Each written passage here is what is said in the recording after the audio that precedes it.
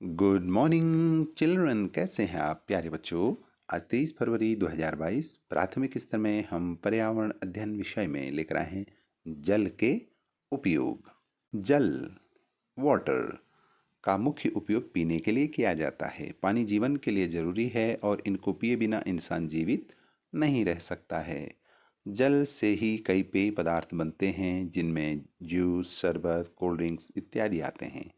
चाय बनाने के लिए भी जल आवश्यक होता है। नहाने और कपड़े धोने के लिए भी जल आवश्यक होता है। पानी या जल दूसरा सबसे मुख्य इस्तेमाल कृषि में होता है।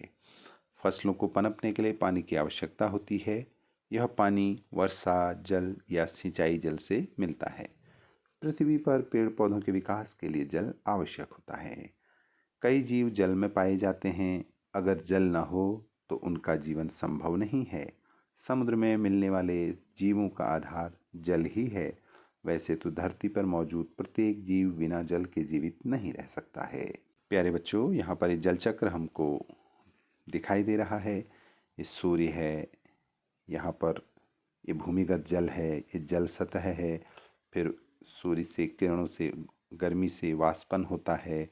फिर यहाँ पर आकर संक्षेपण होता है बादलों में। फिर वर्षण होता है अर्थात बारिश होती है ना। चट्टानों के अंदर जो है किस प्रकार से पानी रिस गए भूमिगत जल में जाता है। ये प्रक्रिया पूरा जल चक्र कहलाती है, वाटर साइकिल। जल प्रदूषण के मुख्य प्रभाव पर अब बात करते हैं। नंबर 1 है जलीय जंतु में ऑक्सीजन की कमी। प्रदूषित जल से सिंचाई करने पर फसलों को नुकसान होता है। जल प्रदूषित रोग पीलिया, हेपेटाइटिस, डायरिया आदि रोग हो सकते हैं। हृदय, फेफड़े, गुर्दा, मस्तिष्क आदि से संबंधित रोग हो सकते हैं। इसलिए हमें जल प्रदूषण से बचना चाहिए। अब यहाँ पर जल चक्र का एक दूसरा रूप दिखाया गया है। देखो, ये जमीन का पानी ये है, ये सागर का पानी है, और ये पर्यावरण है। ये नदी का पानी है और ये महासागर का पानी है। ठीक है बच्चों, तो अब जानते हैं जल के प्रकार। जल कितने प्रकार का होता है। नंबर 1 संरचना के आधार पर। केशिका जल कैपिलरी वाटर, भूमिगत जल अंडरग्राउंड वाटर, बहता जल रन अवे वाटर। अवस्था के आधार पर अब बात करते हैं। ठोस बर्फ के रूप में, तरल पानी के रूप में, और गैस जल वाष्प के रूप में।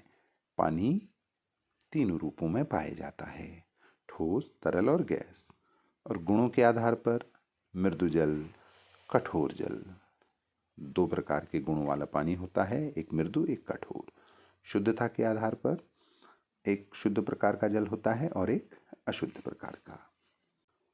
अब जानते हैं जल प्रदूषण की रोकथाम के बारे में। प्रत्येक घर में सेप्टिक टैंक होना चाहिए। शोधन से पूर्व औद्योगिक अपशिष्टों को जल में नहीं छोड़ना चाहिए। जल स्रोतों में पशुओं को भी नहीं धोना चाहिए। कीटनाशियों, कवकनाशियों इत्यादि के रूप में निम्नलिखित योग्य पदार्थों का प्रयोग करना चाहिए। कल कारखानों से निकले प्रदूषित जल को पूरी तरह साफ करके ही नदी में डालना चाहिए। प्लास्टिक का कूड़ा का निस्तारण सही तरीके से करें। अपने खेतों में जो नदी से लगे हों उनमें जैविक खाद का ही प्रयोग करें। और जल प्रदूषण से बचने के लिए हमें कल कारखानों से निकले प्रदूषित जल को पूरी तरह साफ करके ही नदी में डालना चाहिए। अपने खेतों में जो नदी से लगे हों उनमें जैविक खाद का ही प्रयोग करना चाहिए। और प्लास्टिक का कूड़ा का निस्तारण सही तरीके से करना चाहिए।